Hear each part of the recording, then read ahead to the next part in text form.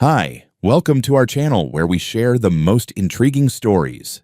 At 2:14 a.m., my phone exploded with noise and my quiet life shattered. A ruthless HOA queen hijacked my lake house, turned it into a nightclub, and forged my signature. But she forgot one thing.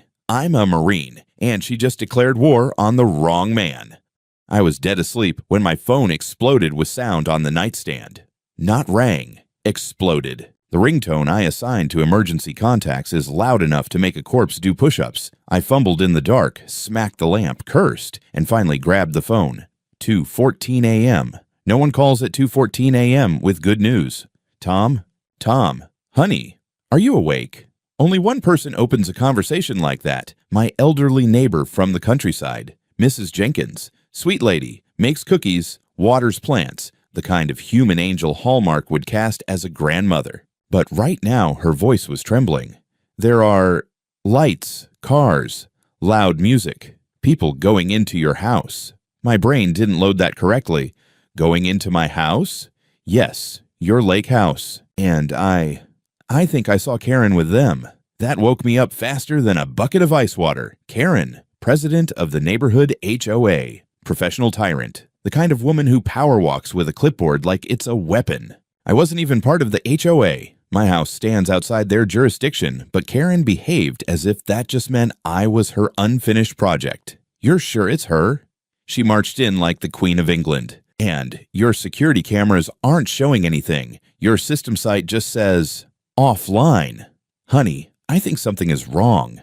Offline. The only way the cameras go offline is if someone disables the system from inside the house. I sat up, fully awake. Stay inside, lock your doors, don't go near them. Oh, I'm not getting involved, she whispered quickly. I just thought you should know.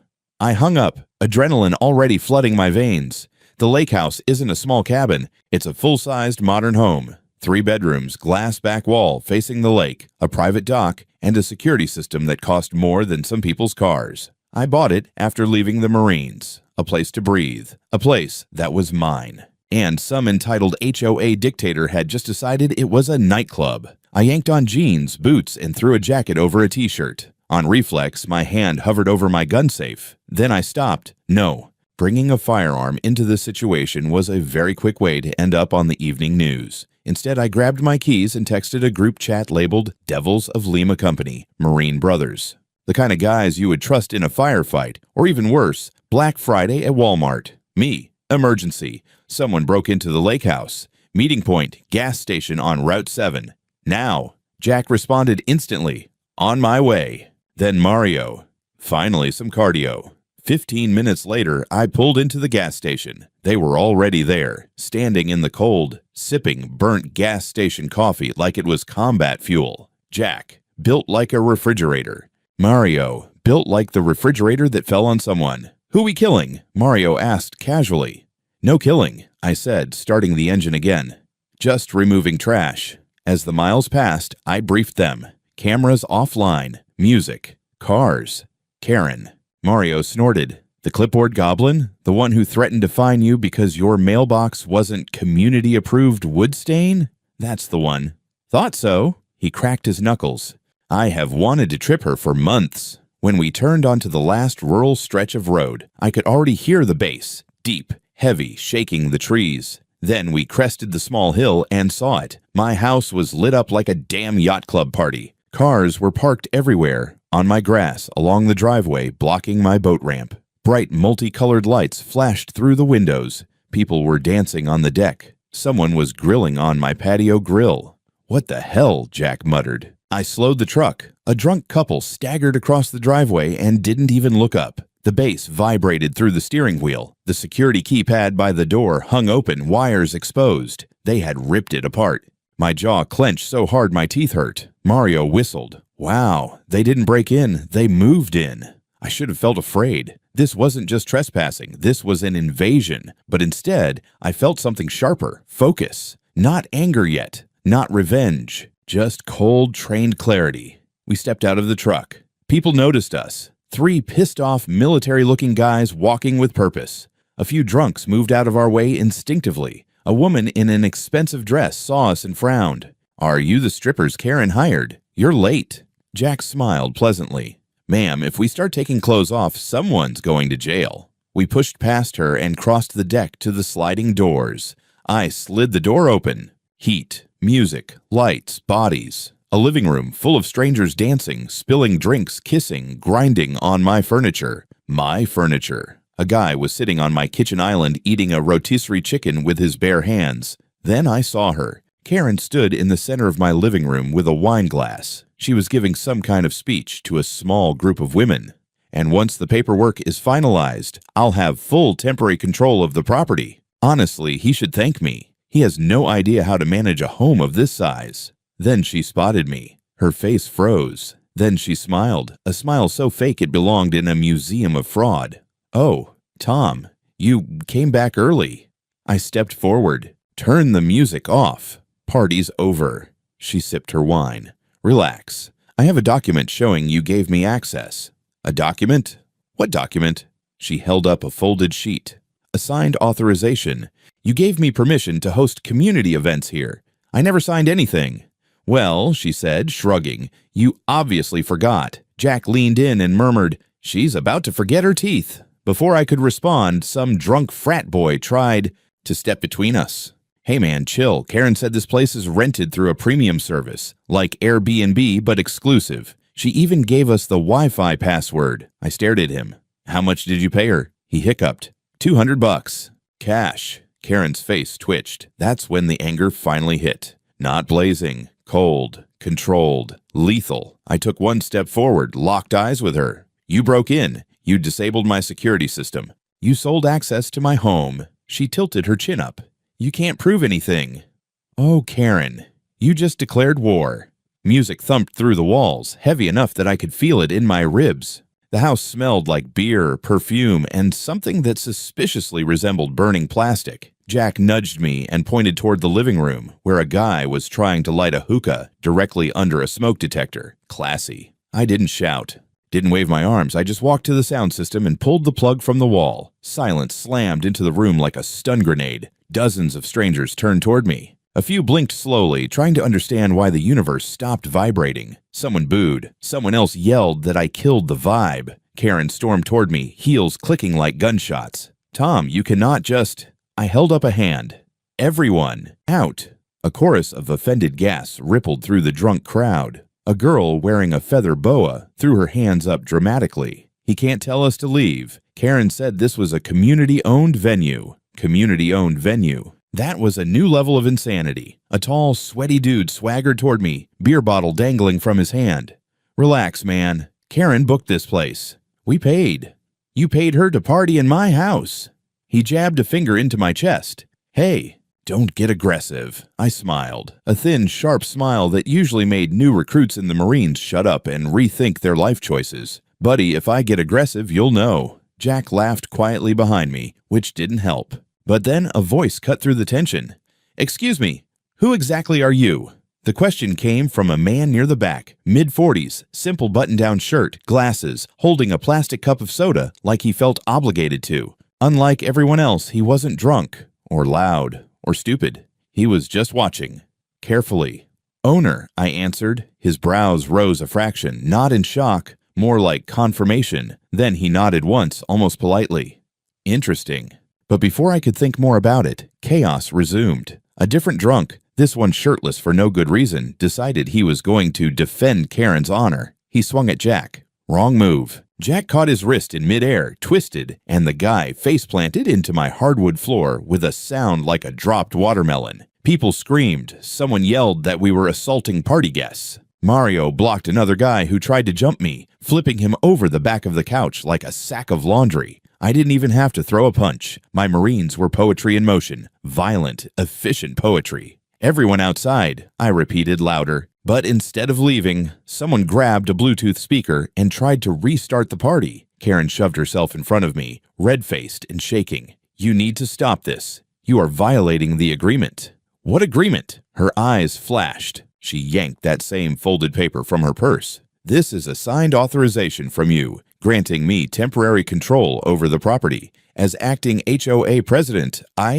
You're not HOA president of this property. This house isn't part of your association." She thrust the paper in my face like a holy relic. It is now. I snatched it before she could react. The signature, my supposed signature, looked like a child forged it with their non-dominant hand. This is fake.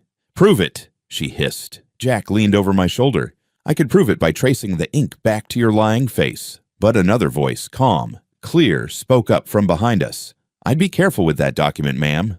We all turned. It was the quiet man in the button-down, Mr. Plastic Cup of Soda. He stepped toward us, revealing a badge clipped discreetly under his jacket. Police. My name is Officer James Blunt, he said, voice steady. I'm here on an unrelated investigation, but I just witnessed suspected forgery, willful property damage, and possible fraud involving paid entry to a private residence. Karen's mouth fell open so wide a small bird could have flown in. You're a cop, she squeaked.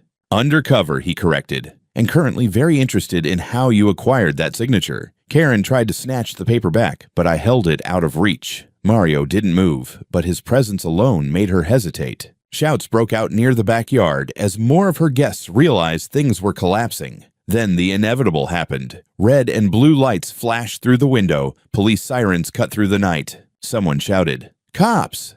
And suddenly, half the party tried to push through the sliding door at once. People tripped, cursed, scrambled over lawn chairs. One guy dove into the lake for reasons known only to God. I watched them scatter and couldn't help smiling. Officer Blunt leaned toward me. His voice dropped to a low murmur. Don't leave. Let me handle the statements. He slid his badge fully into view. And, for what it's worth, your house? Hell of a place. Sorry it got treated like a frat dumpster. Karen spun toward him, desperate. This is all a misunderstanding, she shrieked. I was trying to improve the community, but no one cared. The other officers were already coming up the deck, taking in the scene with the expression every cop gets when they realize their night just got longer, and I just stood there, surrounded by chaos, holding a forged document. Karen had broken into my house. She disabled my security system. She sold access to strangers. Now there was a cop, a witness, who saw everything. Her eyes met mine. For the first time, I saw it. Fear. Good. This was just the beginning. The sun was just starting to bleed into the sky by the time I was sitting on a cold plastic chair inside the local precinct, sipping burnt coffee and staring at a blank wall like it owed me rent. I'd been in interrogation rooms before, on both sides of the table, but never because my own house had been used as a pop-up nightclub by an HOA dictator with a god complex. Across from me sat a young officer with a clipboard and bags under his eyes. He looked like he'd had a long night, and I was about to make it longer. Let me get this straight, he said, flipping through notes. You're Thomas Harper, owner of the property at 276 Lakeside Drive. Yes. You were not present when the party began? Correct. You received a phone call from a neighbor, arrived with two friends, and found what you described as a fully unauthorized party occurring inside your residence? I took a sip of coffee. More like a half-priced Vegas orgy hosted by real estate Karens. He blinked, didn't laugh. Tough crowd. And this woman, Karen Johnson, claims she had authorization to use the house? She waved a forged document in my face, yes. The officer looked skeptical. Are you able to prove it's forged? Her version claims I signed it 3 weeks ago. I was in South Carolina at a training camp for Marine veterans that entire week. I've got timestamps, photos, and travel logs. He scratched something down. And your security system was offline when you tried to check the cameras remotely? Yes. She disabled the hub manually. The box was hanging open when I got there. He gave a small nod. That one mattered. A knock on the door. Officer Blunt stepped in, the undercover guy from the party. He looked far more relaxed now that he was in uniform, but his presence still carried the quiet weight of someone who sees everything. Morning, Harper. Officer. He glanced at the younger cop.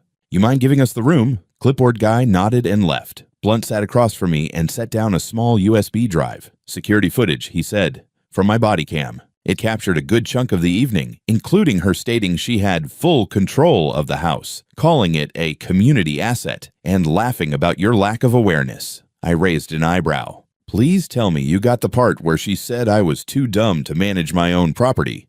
She did, in fact, twice. He leaned back. Also got some conversations where guests mentioned they paid cash to her directly. Between that and the document, we've got a strong case. I tilted my head. How'd you end up at the party in the first place? Blunt smiled faintly. Ongoing investigation. We've had several complaints about unauthorized use of private properties by HOA leadership in this district. Your situation confirmed a few suspicions. My eyebrows went up. She's done this before. Not this brazenly. But there have been rumors, claims of community events being hosted in empty homes, questionable Airbnb listings, that sort of thing. Nothing stuck. Until now. I leaned back in my chair. Well, I'm happy to be the straw that breaks the clipboard. He grinned at that. We've got enough to move forward on criminal trespass, unlawful use of property, possible wire tampering, and fraud. But we'll need more if we want this to stick as a full-scale operation. I've got more, I said, reaching into my jacket. I pulled out a folded envelope. Inside were emails, screenshots from the past year. Karen had sent them directly to me and a few neighbors. Always passive-aggressive, always dancing just short of outright threats. One stood out.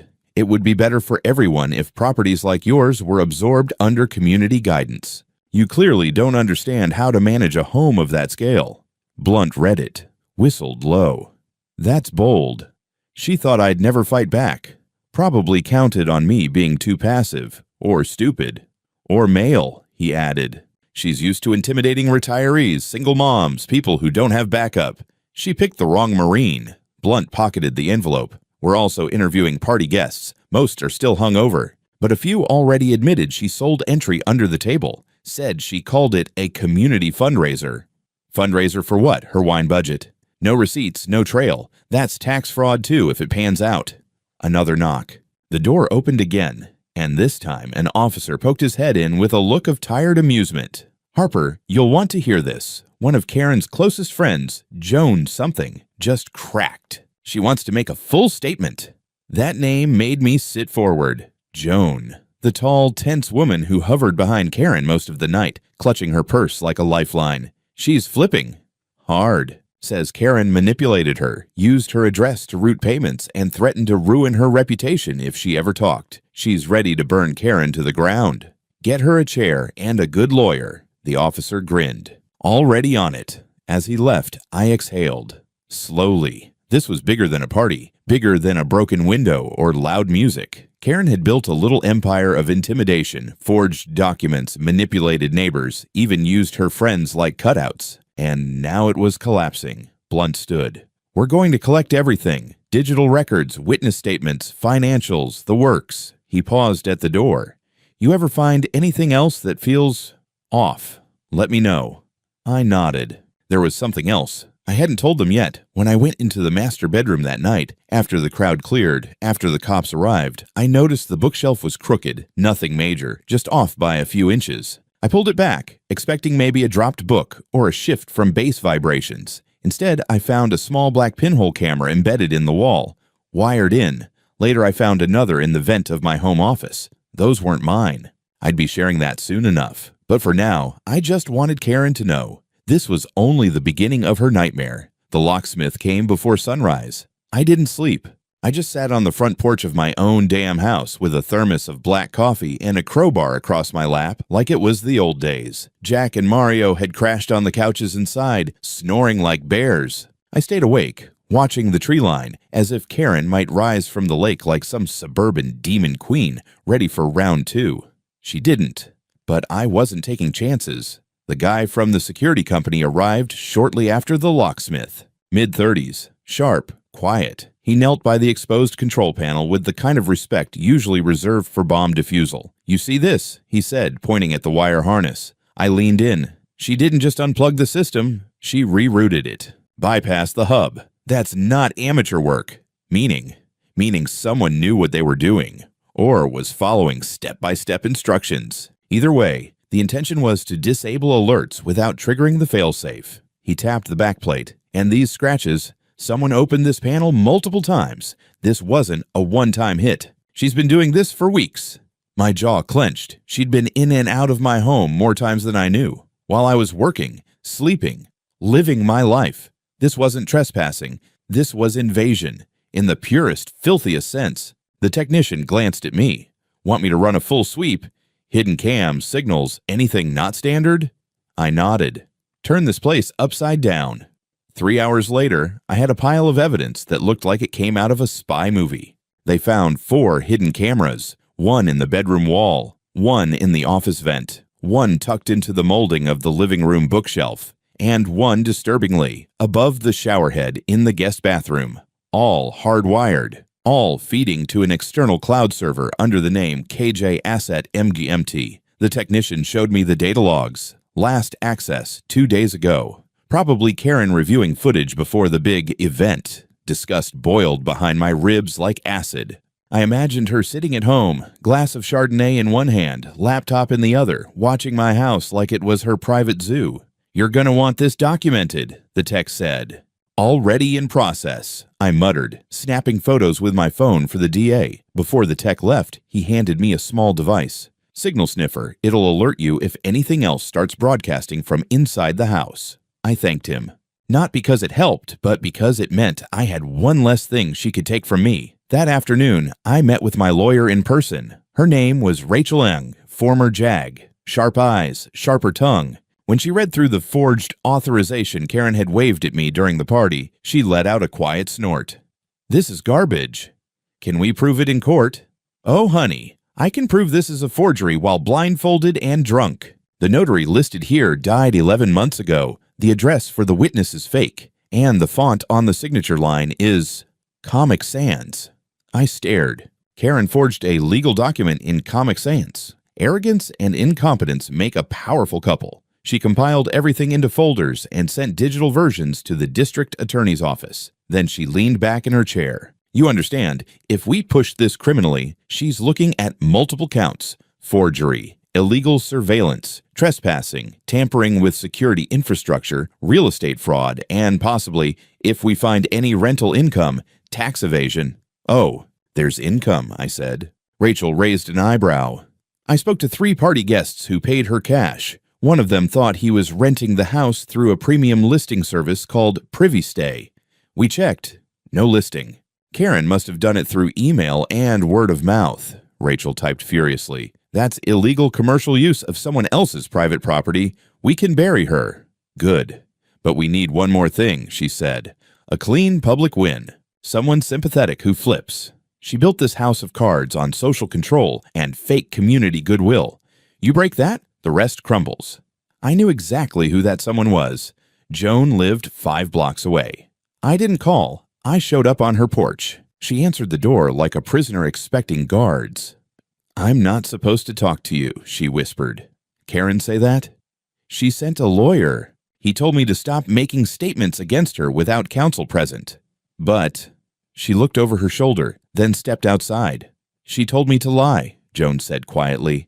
"Told me if anyone asked, I should say she had your permission, that you were out of town, and entrusted her with the house." "And did you?" "I did.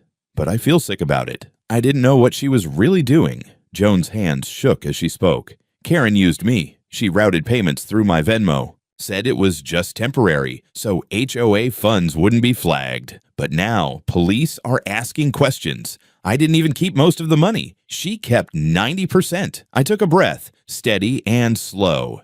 Joan, if you testify truthfully, if you give us everything, emails, texts, payment records, you'll be protected. I'll make sure you're not the one going down for this." Tears welled in her eyes.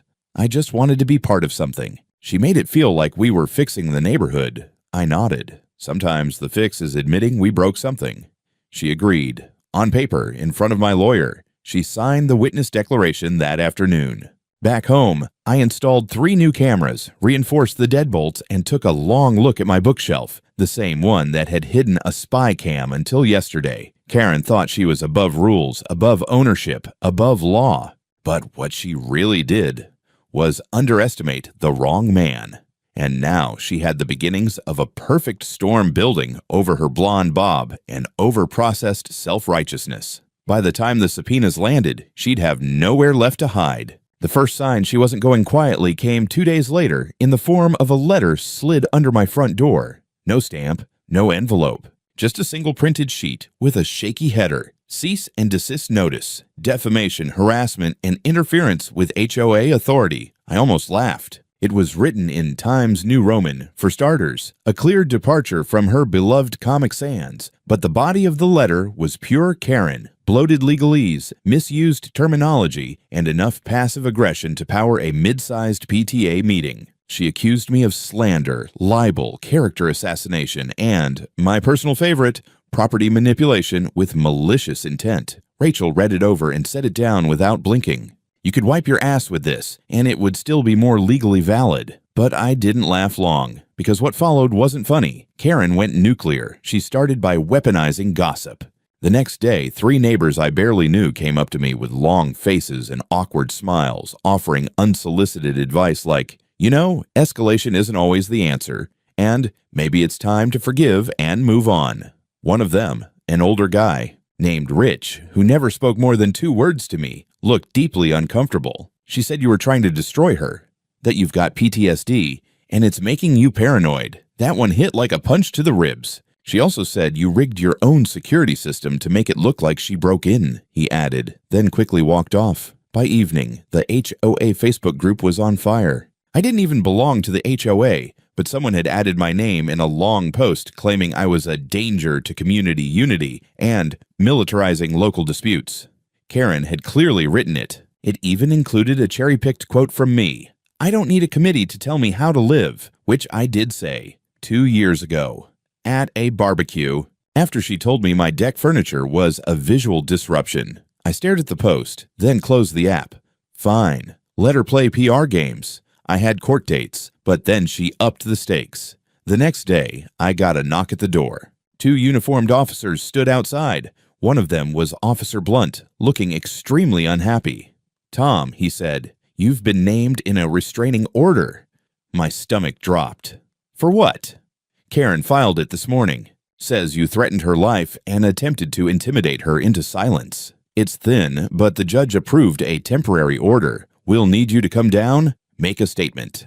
Jesus Christ, I muttered. Mario, standing behind me, leaned in. Want me to threaten her for real so it's at least accurate? I waved him off. Blunt pulled me aside. Off the record, she's panicking. This isn't power, it's desperation. She's trying to muddy the waters before the DA files. And is it working? Not really, but it slows things down.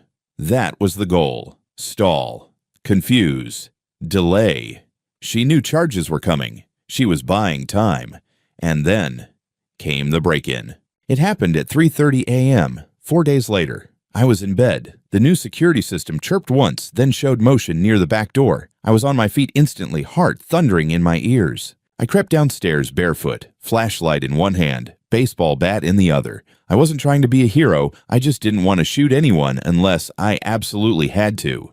When I reached the kitchen, I saw the silhouette of a man outside, crouching by the doorframe. He had a tool in one hand, some kind of slim Jim or crowbar, and was trying to pry open the reinforced lock. Idiot. The new deadbolt was reinforced steel, set into a frame that could withstand a car crash. I stepped into the light, bat raised. Wrong house, buddy. The guy jumped and ran like his pants were on fire. I chased him 2 steps, just enough to watch him leap into the passenger seat of a waiting car, and as it sped away, I caught a glimpse of the driver. Short haircut, wide mouth, nervous eyes. One of the guys from the party. The camera footage confirmed it. Same guy who said, Karen told us this was a community venue. Now he was trying to break in. Why? To plant something? Steal something? Or just to intimidate? Rachel had a theory. She's trying to create doubt, she said. If something goes missing or turns up on your property, she can muddy the narrative, cast you as unstable. Classic gaslighting. She's not trying to win, Rachel added. She's trying to collapse the board. If no one can trust anything, it all falls apart. But Karen wasn't the only one making moves. Joan called me that evening. I have something, she said. Her voice was steadier now.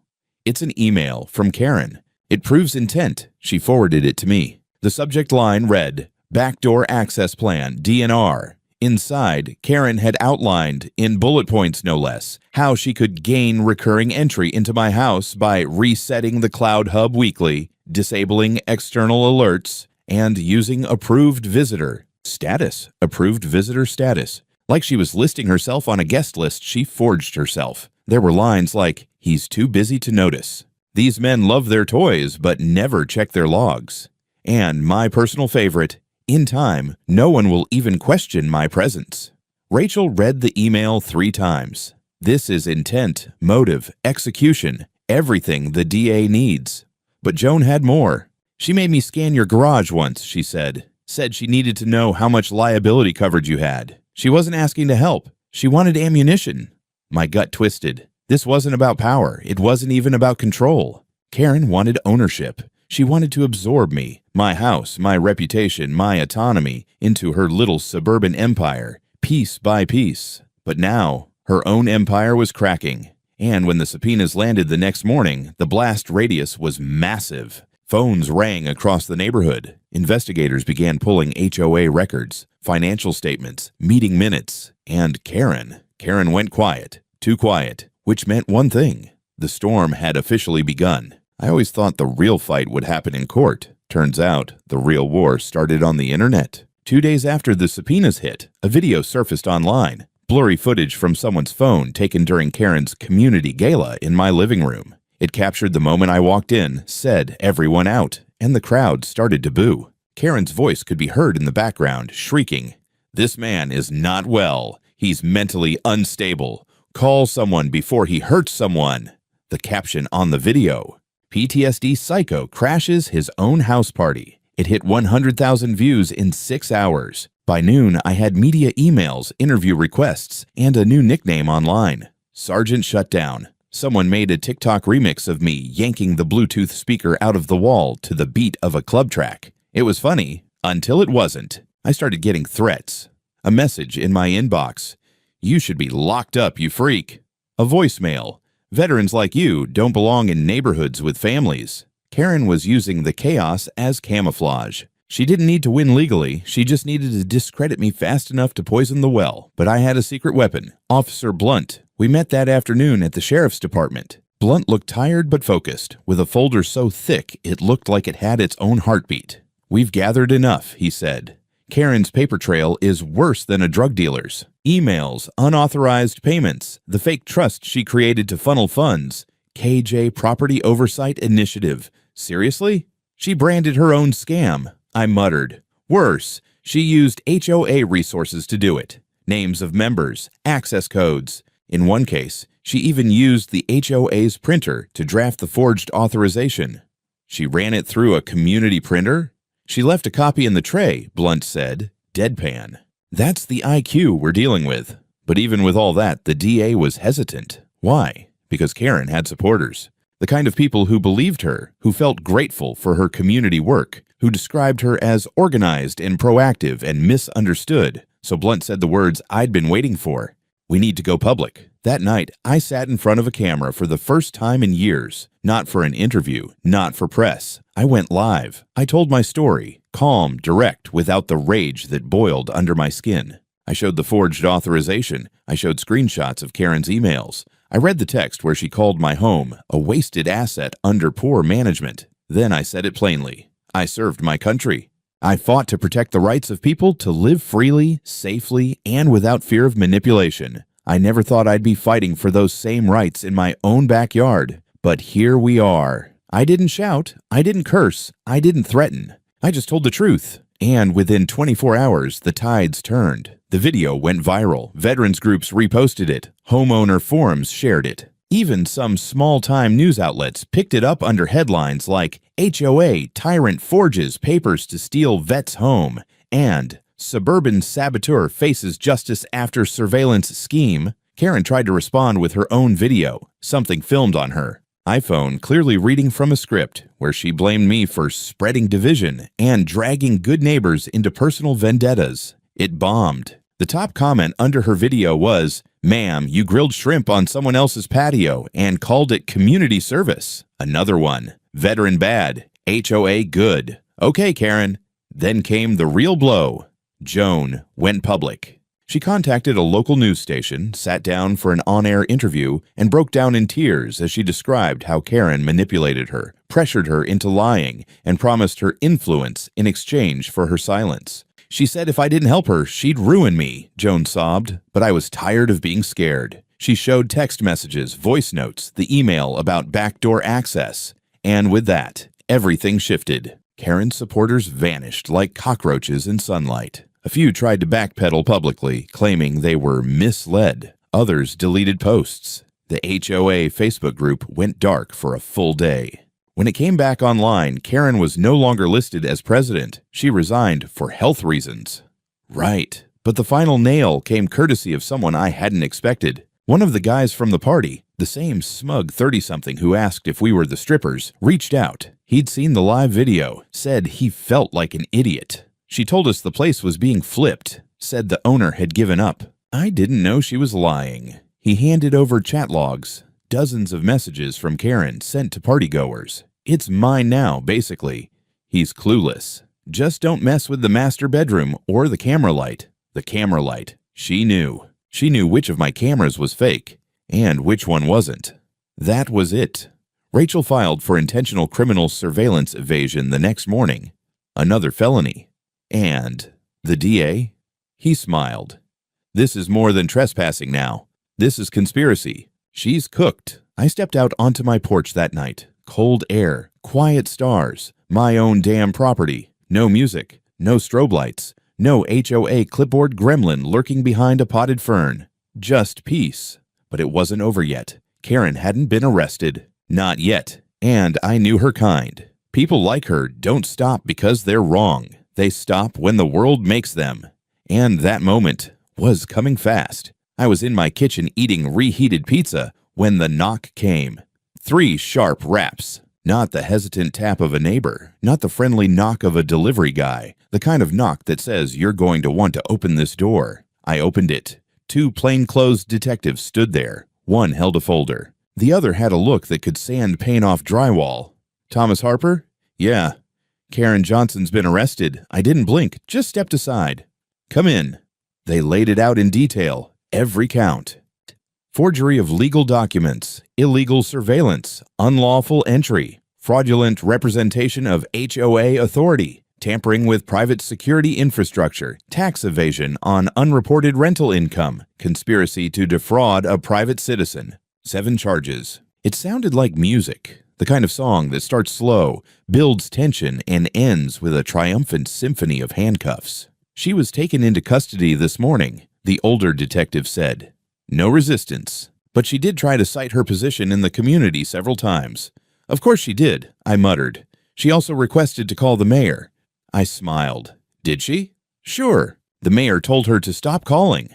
They handed me a printed summary of the charges, which I read slowly, savoring each one like it was the world's spiciest menu. Somewhere near the bottom was an addendum. Additional evidence provided by witness Joan Martins and civilian informant Cameron Wells. Cameron, the party guest who turned over the texts. Are they pressing charges? I asked. Joan, no. She's being treated as a cooperating witness. Cameron gave a full affidavit. You've got a solid wall of testimony. And then the final cherry. We traced the cloud server where the hidden camera feeds were going. Not only was it registered to a dummy LLC, KJ Oversight, but she accessed it through HOA Wi-Fi, logged in 6 times. So she committed federal cybercrimes. From a community center. She's not just facing state charges anymore, the detective said. We've looped in the FBI on the surveillance aspect. Some of the footage crossed into interstate data sharing. I exhaled slowly. That's a lot. Yeah, he said, she's in deep. Karen's mugshot hit the news the next morning. Her eyes were wide, her expression tight, like she'd just realized the wine budget wouldn't cover bail. The caption was surgical. Former HOA president faces multi-count indictment in property fraud case. The online comments were ruthless. I'd rather let raccoons run the HOA. She surveilled the shower. Straight to jail.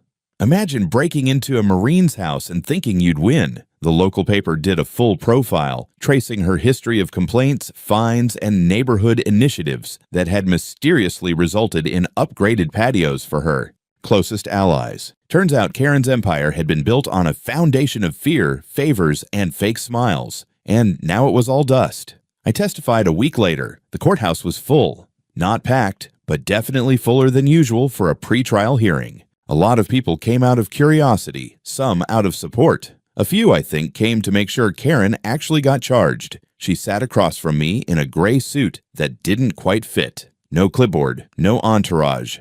Just a woman who finally looked like what she was. Cornered. Her lawyer tried everything, claimed she had power of attorney, even though the document had already been proven fake. Tried to paint me as hostile, citing the cease and desist letter and restraining order, which the judge dismissed with barely a glance. When they brought up the party footage, Officer Blunt handed over the USB with the full body cam video. And when the surveillance footage came up, the room went quiet. The DA played a 10-second clip, just enough. Karen's voice from her laptop reviewing footage. Let's see what he's doing now. Idiot probably left the back door unlocked again. A gasp went through the courtroom. And then Joan testified. She looked Karen in the eye and said, "You used me. You used everyone. I'm done protecting you." Karen didn't look at her once. She just stared down at the table like it owed her a refund. After the hearing, I walked out into the sun. Reporters swarmed. I kept walking. Jack and Mario were waiting by my truck, leaning against it like bodyguards in jeans. "How was it?" Mario asked. She didn't even look at me. "Good, don't feed the rats." Jack handed me a coffee. "You see what the prosecutor said?" "No." He held up his phone. A quote from the DA. "We consider this case part of a broader pattern of predatory HOA behavior that has gone unchecked for too long. This is our line in the sand." A line in the sand. I liked that. That night, I stood in my living room, alone. Quiet. No music, no strangers, no staged lighting. I opened a beer, walked to the window, and looked out at the lake. Karen thought she could weaponize the illusion of order. That, by hiding behind rules and acronyms and community wellness, she could take what wasn't hers. She forgot the one thing Marines are trained to do better than anyone: hold the line. And when the storm comes, we don't back down. We dig in. Because sometimes the enemy doesn't come with guns or tanks. Sometimes they come with a clipboard and a smile, and you stop them the same way. 1 inch at a time. Karen took a plea deal. No drawn-out trial, no cameras in court. No chance for her to spin some final speech about community leadership. Just a quiet clinical session where her lawyer admitted guilt on her behalf. She avoided federal prison by the skin of her teeth, but not state time. 5 years. Probation barred her from serving on any board or HOA for a decade. They led her out of the courtroom in cuffs. She didn't look back. I think she knew better by then. The community, for a while, existed in a kind of stunned silence. Her little circle of allies disappeared. Lawn signs promoting her revitalization initiative were yanked overnight. People stopped bringing up the HOA like it was some sacred institution. Meetings got smaller, quieter, less smug. A few neighbors came by to apologize, awkwardly, nervously. I didn't know the full story. We were just trying to keep things peaceful. I nodded, said I understood. I didn't forget, but I let it go. That was enough. Joan got her life back. The DA made it clear she wouldn't face charges. She moved to a quieter town upstate. We exchanged a few emails. I told her she did the right thing. She said it still kept her up at night. As for the house, it's mine again. Fully and truly. The locks are new. The walls are patched. The cameras are mine, and they only watch what I let them see. Sometimes I still wake up thinking I hear bass thumping through the walls. But it fades. And now, when someone knocks on my door, it's just a neighbor bringing pie, or asking to borrow a rake, or maybe, just maybe, finally seeing me as more than a guy who keeps to himself, but as someone who drew a line and didn't let it break.